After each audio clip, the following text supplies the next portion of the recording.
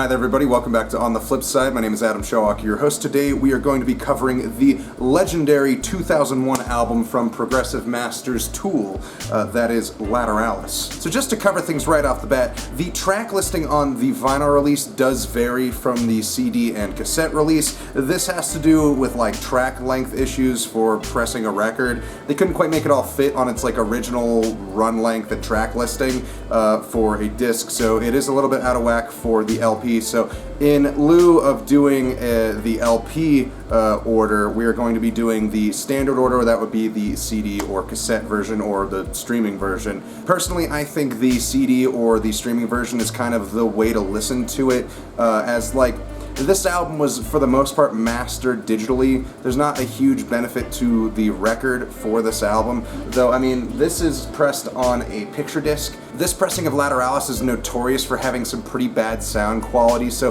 there's really, like, you're not going to get any extra fidelity out of the record as if you were going to, like, listen to it on, like, a CD or just listen to it, like, through streaming. So I don't think it's too much of a big deal to listen to it in either format. Really, the only thing that I think is different about listening to it on LP is the intimacy of it, but that's kind of about it. So we are going to be doing the review of the track listing for the CD or streaming versions.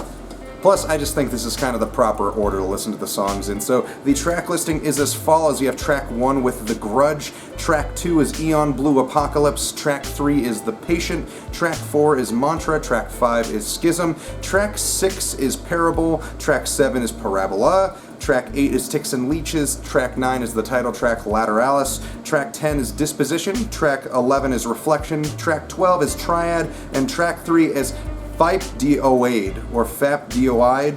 It's, I don't know. I'm not really sure. I think it might be like Latin or something, but I don't know. So with the first track, you have The Grudge. This song kind of kicks off the record with this kind of mechanical whirring noise and a huge, rich, very rich mixed bass line from Justin Chancellor. This is the very first Tool record, with Justin being the only credited writer of any of the bass parts on the album. Their previous record, Anima, had many of the bass lines initially written by the band's first and original bass player, Paul D'Amour. So with that context, you have kind of an interesting listen. If you kind of focus and narrow in on Justin Chancellor's bass parts, you'll kind of notice like the difference between his writing style and Paul D'Amour's writing style, as most of the hits off of Anima, like I'm pretty sure the title track as well as 46 and 2 are both, like, originally the main chunks of those songs on bass were written by Paul D'Amour. So it is kind of interesting to hear on this record you have a completely fresh take, at least on the bass lines and the bass writing. So that is kind of an interesting thing. So listen to that, listen out for like those bass lines on this record, and you'll kind of get a taste of like where they're coming from on this thing.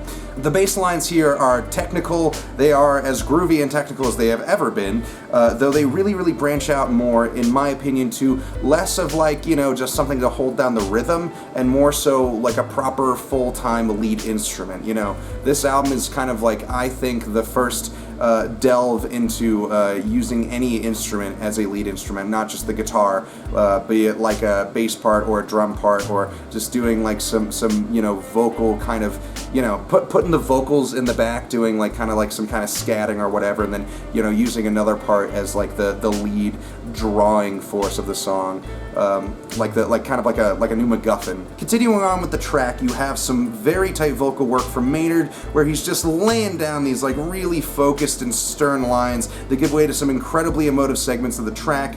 The lyricism here is excellent as well, giving off themes of rebirth and reinvention, which is really kind of what Tool is doing on this record in a lot of ways, especially with like their sound and their tones and their deliveries.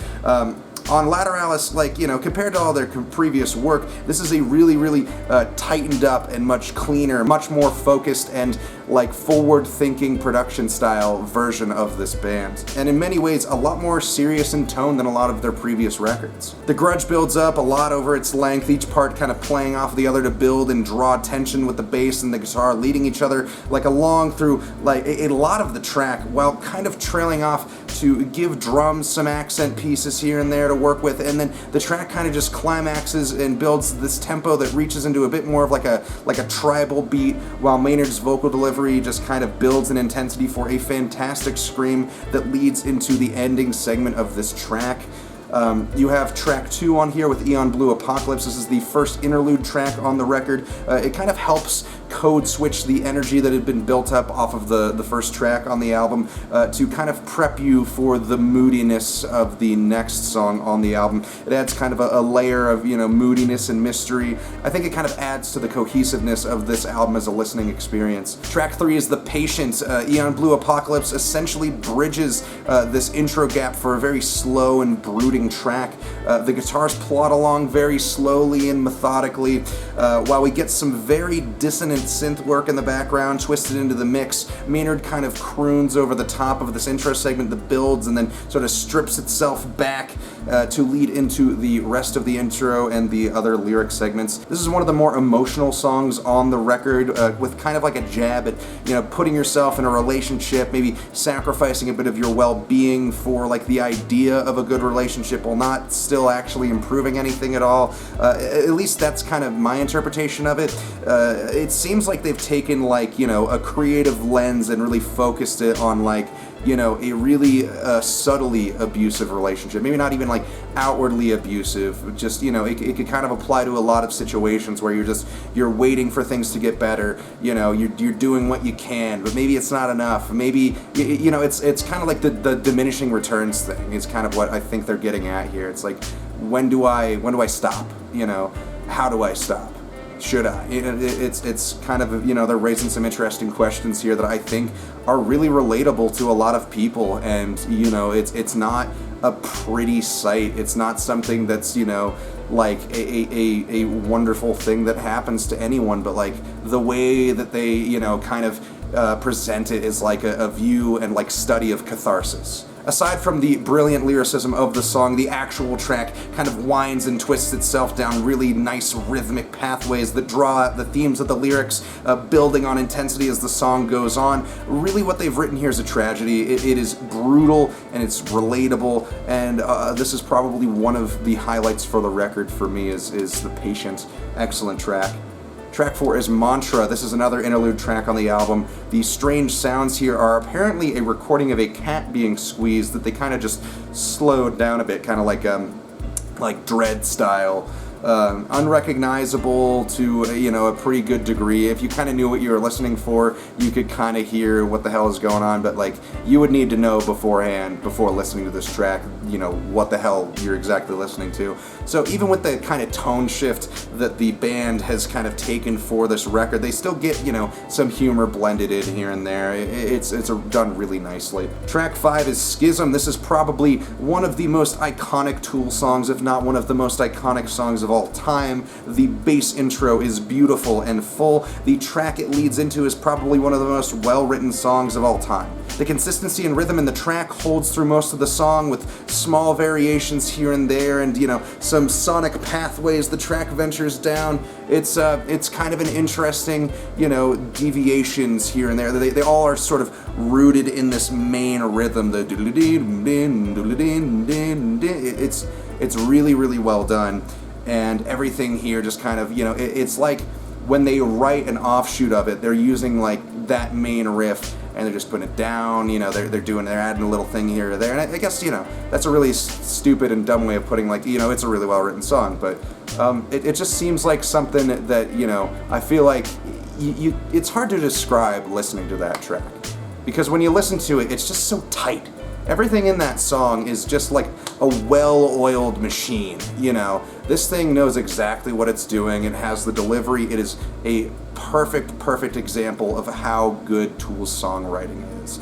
And I don't really know if there's much else to say about it. I mean, it's just brilliant. Track 6 and track 7 are Parable and Parabola, and for the sake of time, we're just going to be covering this as one kind of cohesive track.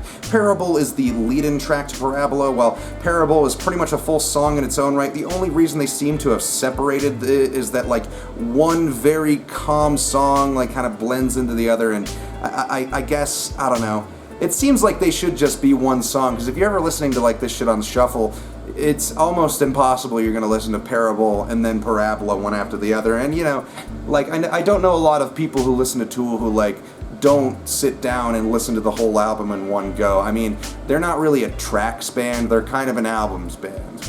But at the same time, I think it really would have benefited them to link these two together into one song, because it seems almost redundant in some ways to not. Because, I mean, it's not like they ever play these songs live separately. They always play Parable into Parabola. The music video is for Parabola, but it has Parable in it. Like, the songs are linked. You can't have one without the other. I mean, I guess the only example would be like Amun-Ra did a really good cover of Parable. It's fantastic. If you haven't listened to it, check out the Amun-Ra cover of Parable, because it's really brilliant, but they don't cover Parabola. It's just this very sweeping, moody rendition of that track, and it's excellent. But yeah, I was always a little bit annoyed how they weren't like actually linked into one song.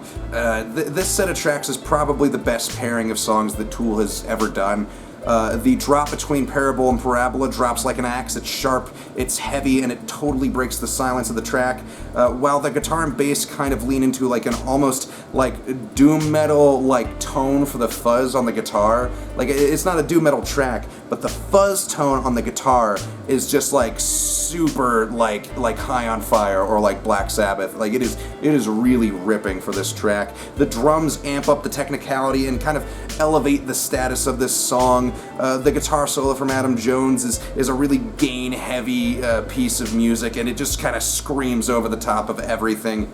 The depth of the track here in this mix is top-notch. I mean, the whole track is just fantastic. Track 8 is Ticks and Leeches. As far as songs on the album kind of hitting an off note or feeling a little out of place, I can't help but feel like Ticks and Leeches kind of comes off of like, you know, it kind of comes out of left field. It's a long track, but overall it's quite straightforward in comparison to a lot of the other tracks on this album. I think it does kind of lend itself to balancing out the audio landscape of this album as a whole, but in general, this is probably the track that I find myself skipping the most. I think of it, you know, it kind of overcorrects in a few ways, though by no means is this a bad song. It just seems to me to be like a touch out of place. With that being said, what this song does really brilliantly is that it gives this fantastic canvas for Maynard to just go absolutely nuts over. There are portions of this song where he just sounds completely unhinged. The screaming that he does over like most of this track is masterful. And you know, it's not one of those tracks that, you know, I'm just trying to crap on or anything like that. I just think where it's at in the track listing, I don't know if it necessarily aids the pacing of the record or not, or like, you know, I don't know if it's gonna be like a really necessary listen in the grand scheme of things, when like the majority of this record is like a really fucking heady listen. Like, this is like a lot of, you know, some big brain stuff. I mean, not really. Half the people I met to listen to this fucking band suck, but you know, the whole track here just seems to kind of be a little bit just out of place. Great track though, overall. If you pull it out of the context of the record, this is a very good song. Track 9 is Lateralus, the title track of the record, possibly the highest point in the entire record, possibly the highest point in their discography, depending on who you ask. Lateralus is very, very well known for the composition work that the band put into this track, that is matching time signatures as well as syllables in the lyrics to the Fibonacci sequence. This song is kind of the smart-ass high school student's music research paper topic, like Wet Dream. The whole meme of Tool fans being insufferable, in my opinion, is very, very much rooted in this track. It's not really all that hard to write using the Fibonacci sequence, and that's the thing that people who are like really into this band and maybe don't know a little bit about music theory don't really understand. They kind of want to act like it's a grace of God that this song exists. With that being said, this song is absolutely still a brilliant track. This is fucking brilliant. The way the track flows and pushes and pulls and almost like breathes its own life is just wonderful. This is some of the best work the band has ever done. The lyrics at the climax of the song are some of the best that I've ever heard. You've got, with my feet upon the ground, I lose myself between the sounds, and open wide to suck it in, I feel it move across my skin. I'm reaching up and reaching out, I'm reaching for the random ore, whatever will bewilder me, whatever will bewilder me, and following our will and wind, we may just go where no one's been, we'll ride the spiral to the end, and may just go where no one's been. This is the moment that really catches me on this song. This song captures the imagination of wonder and discovery and packages it into a tight and focused, just like delivery, like a laser of just like fuck yeah, this is a fantastic track. And honestly, you know, the hate that a lot of the people get, you know, for gushing over this song, you know, I don't know if it's so deserved, because, man, like, this is just a great track. I think people definitely, like, look into it a little bit too heavily. I think people just kind of need to, you know, enjoy what you got, and fucking A, like, don't read too deeply into this shit. Just because you smoked weed twice and listened to some...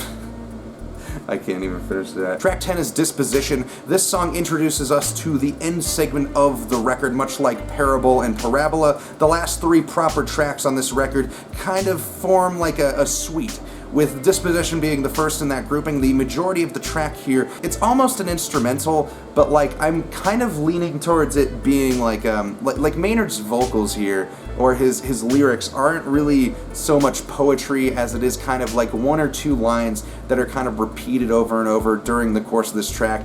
And it kind of reminds me of like scatting in a way, like the, you know, like skibbity ba ba ba, you know, that bullshit.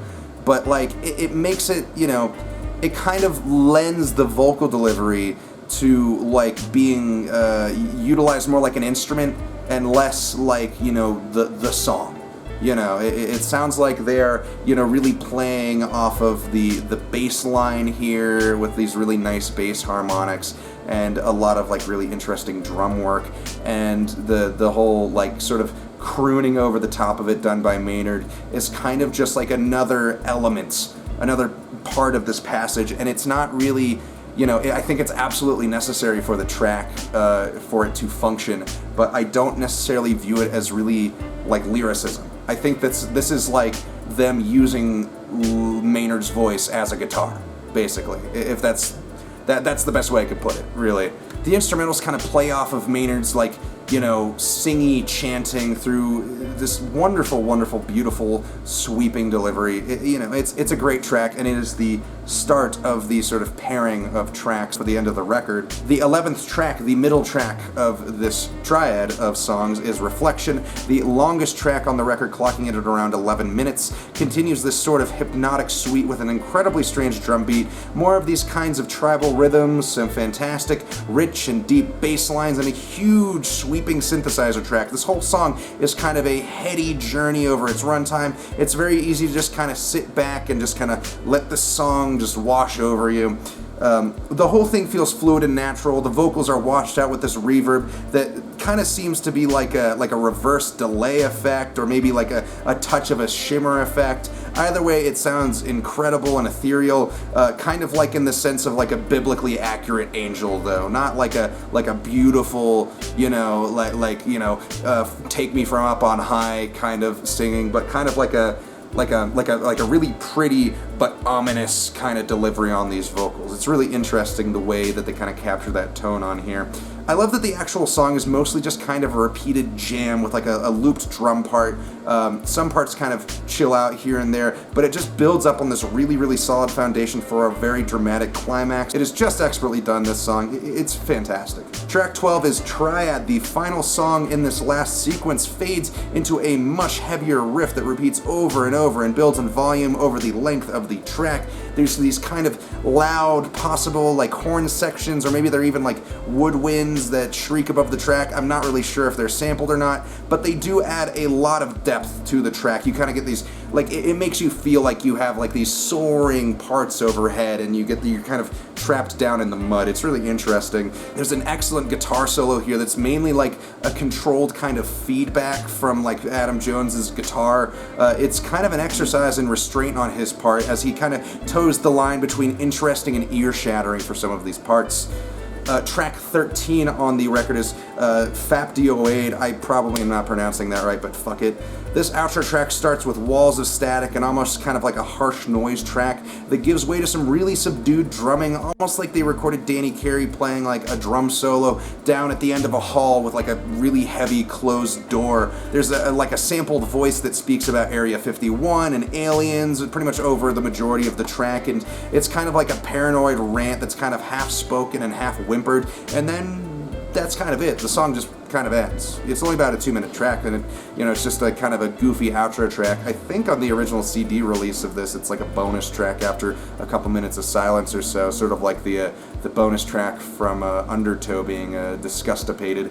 that kind of thing. But, you know, so that's it. You know, that's Lateralus. It has been 20 years since this album's initial release, and as it grows older, this album continues to age like a fine, fine wine. There is never a time that I've listened to this record where I've regretted putting that time and effort into listening to it. Because this is much like, you know, this isn't like an album from a band where you just put it on and it's just background noise.